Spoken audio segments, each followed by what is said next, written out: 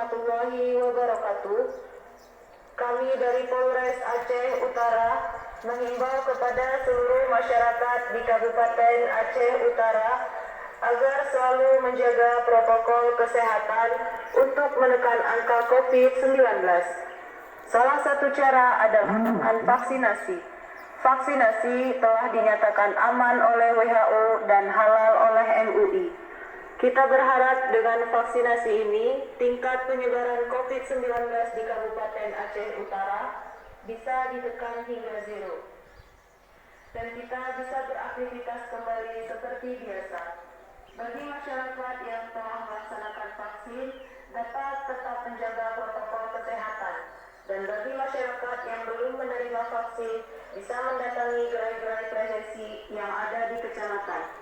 Jadi tetaplah memakai masker, mencuci tangan, menjaga jarak, serta menjauhi kerumunan. Demikian yang dapat kami